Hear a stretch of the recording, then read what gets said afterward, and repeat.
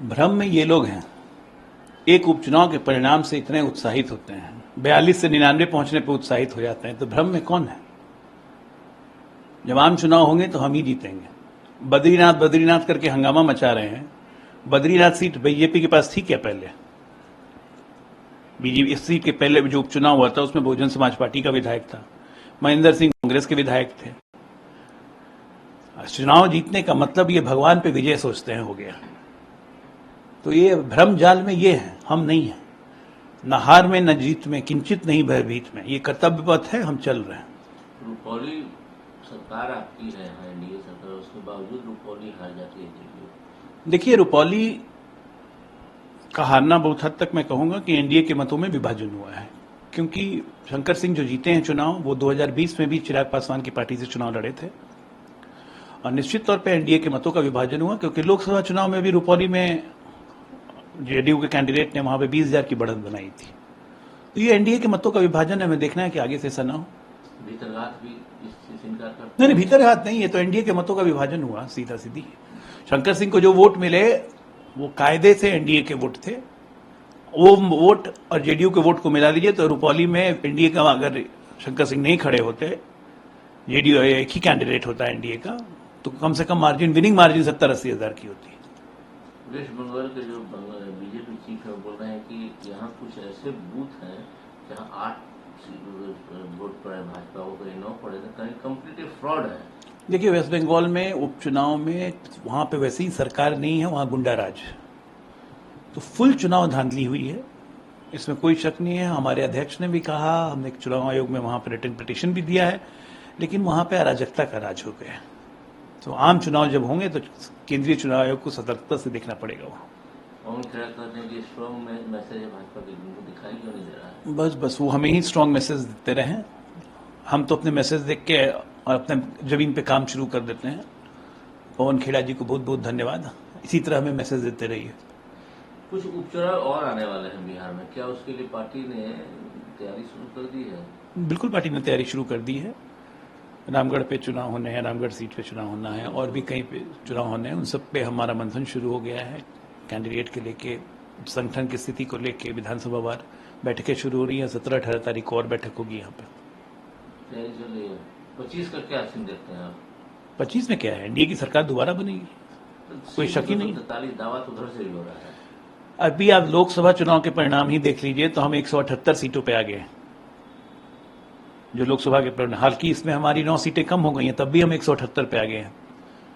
तो इसलिए चिंता उनको करनी है, एनडीए पूरी एकजुट, पूरी मजबूती से लड़ेगा, सरकार दोबारा हम ही बनाएंगे। भ्रम में ये लोग हैं, एक उपचुनाव के परिणाम से इतने उत्साहित होते हैं, 42 से 99 पहुंचने पर उत्साहित हो जाते हैं, तो भ्रम में कौन है? जब आम चुनाव होंगे तो हम ही जीतेंगे। बद्रीनाथ बद्रीनाथ करके हंगामा मचा रहे हैं। बद्रीनाथ सीट बीजेपी के पास थी क्या पहले? बीजेपी इस सीट के पहले जो उपचुनाव हुआ था उसमें बहुजन समाज पार्टी का विधायक था, महेंद्र सिंह कांग्रेस के विधायक थे। चुनाव जीतने का मतलब ये भगवान पे विजय सोचते हैं हो गया। तो ये भ्रम जाल में ये है, हम नहीं है। न हार में न जीत में, किंचित नहीं भयभीत में, ये कर्तव्य पथ है, हम चल रहे हैं। रुपौली सरकार आपकी है, एनडीए सरकार, उसके बावजूद रुपौली हार जाती है। देखिए, रुपौली का हारना बहुत हद तक मैं कहूंगा कि एनडीए के मतों में विभाजन हुआ है, क्योंकि शंकर सिंह जो जीते हैं चुनाव, वो 2020 में भी चिराग पासवान की पार्टी से चुनाव लड़े थे, और निश्चित तौर पर एनडीए के मतों का विभाजन हुआ, क्योंकि लोकसभा चुनाव में भी रुपौली में जेडीयू के कैंडिडेट ने वहां पे 20,000 की बढ़त बनाई थी। तो ये एनडीए के मतों का विभाजन है, हमें देखना है कि आगे से ऐसा ना हो। भीतरघात भी इस इनकार करते नहीं, भीतरघात नहीं, ये तो एनडीए के मतों का विभाजन हुआ, सीधा सीधी। शंकर सिंह को जो वोट मिले वो कायदे से एनडीए के वोट थे, वो वोट और जेडीयू के वोट को मिला लीजिए तो रुपौली में एनडीए का, अगर शंकर सिंह नहीं खड़े होते, जेडीयू एक ही कैंडिडेट होता है एनडीए का, तो कम से कम मार्जिन, विनिंग मार्जिन 70-80 हजार की होती है। वेस्ट बंगाल के जो बीजेपी चीफ है बोल रहे हैं कि यहाँ कुछ ऐसे बूथ हैं जहाँ 8 वोट पड़े भाजपा को, कहीं 9 पड़े, तो कहीं कम्प्लीटली फ्रॉड है। देखिए, वेस्ट बंगाल में उपचुनाव में वहां पे वैसे ही सरकार नहीं है, वहां गुंडा राज, तो फुल चुनाव धांधली हुई है, इसमें कोई शक नहीं है। हमारे अध्यक्ष ने भी कहा, हमने चुनाव आयोग में वहां पर रिटन पिटीशन भी दिया है, लेकिन वहां पे अराजकता का राज हो गया। तो आम चुनाव जब होंगे तो केंद्रीय चुनाव आयोग को सतर्कता से देखना पड़ेगा। वो पवन खेड़ा कहते हैं कि स्ट्रॉन्ग मैसेज है भाजपा के, उनको दिखाई क्यों नहीं दे रहा है? बस वो हमें ही स्ट्रांग मैसेज देते रहे। हम तो अपने मैसेज देख के और अपने जमीन पे काम शुरू कर देते हैं। पवन खेड़ा जी को बहुत बहुत धन्यवाद। इसी तरह हमें मैसेज देते रहिए। कुछ उपचुनाव और आने वाले हैं बिहार में, क्या उसके लिए पार्टी ने तैयारी शुरू कर दी है? बिल्कुल पार्टी ने तैयारी शुरू कर दी है। रामगढ़ पे चुनाव होने हैं, रामगढ़ सीट पे चुनाव होना है और भी कहीं पे चुनाव होने हैं। उन सब पे हमारा मंथन शुरू हो गया है। कैंडिडेट के लेके, संगठन की स्थिति को लेके विधानसभा वार बैठकें शुरू हो रही हैं। 17-18 तारीख को और बैठक होगी यहाँ पे। तैयारी चल रही है। 25 का क्या सीन देखते हैं आप? 25 में क्या है, एनडीए की सरकार दोबारा बनेगी, कोई शक ही नहीं। 43 दावा तो उधर से भी हो रहा है। अभी आप लोकसभा चुनाव के परिणाम ही देख लीजिए तो हम 178 सीटों पे आ गए हैं। जो लोकसभा के परिणाम, हालांकि इसमें हमारी 9 सीटें कम हो गई हैं, तब भी हम 178 पे आ गए हैं। तो इसलिए चिंता उनको करनी है। एनडीए पूरी एकजुट, पूरी मजबूती से लड़ेगा। सरकार दोबारा हम ही बनाएंगे। भ्रम में ये लोग हैं, एक उपचुनाव के परिणाम से इतने उत्साहित होते हैं, 42 से 99 पहुंचने पर उत्साहित हो जाते हैं। तो भ्रम में कौन है? जब आम चुनाव होंगे तो हम ही जीतेंगे। बद्रीनाथ करके हंगामा मचा रहे हैं। बद्रीनाथ सीट बीजेपी के पास थी क्या पहले? बीजेपी इस सीट के पहले जो उपचुनाव हुआ था उसमें बहुजन समाज पार्टी का विधायक था, महेंद्र सिंह कांग्रेस के विधायक थे। चुनाव जीतने का मतलब ये भगवान पे विजय सोचते हैं हो गया। तो ये भ्रम जाल में ये है, हम नहीं है। न हार में न जीत में, किंचित नहीं भयभीत में। ये कर्तव्य पथ है, हम चल रहे हैं।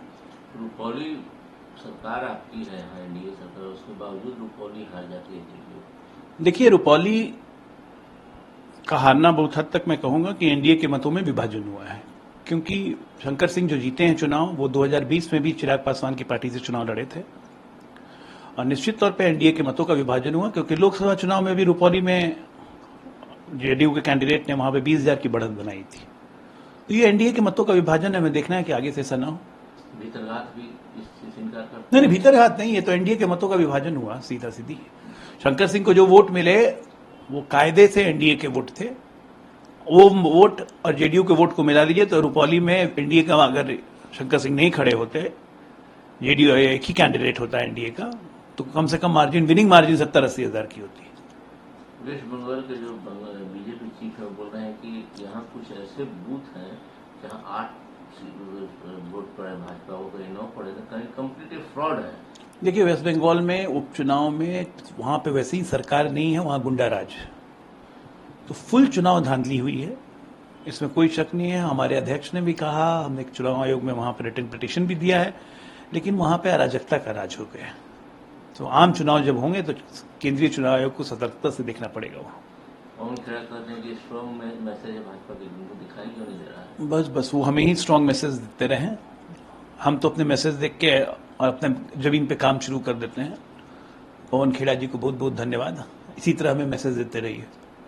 कुछ उपचुनाव और आने वाले हैं बिहार में, क्या उसके लिए पार्टी ने तैयारी शुरू कर दी है? बिल्कुल पार्टी ने तैयारी शुरू कर दी है। रामगढ़ पे चुनाव होने हैं, रामगढ़ सीट पे चुनाव होना है और भी कहीं पे चुनाव होने हैं। उन सब पे हमारा मंथन शुरू हो गया है। कैंडिडेट के लेके, संगठन की स्थिति को लेके विधानसभा वार बैठकें शुरू हो रही हैं। 17-18 तारीख को और बैठक होगी यहाँ पे। तैयारी चल रही है। 25 का क्या सीन देखते हैं आप? 25 में क्या है, एनडीए की सरकार दोबारा बनेगी, कोई शक ही नहीं। 43 दावा तो उधर से भी हो रहा है।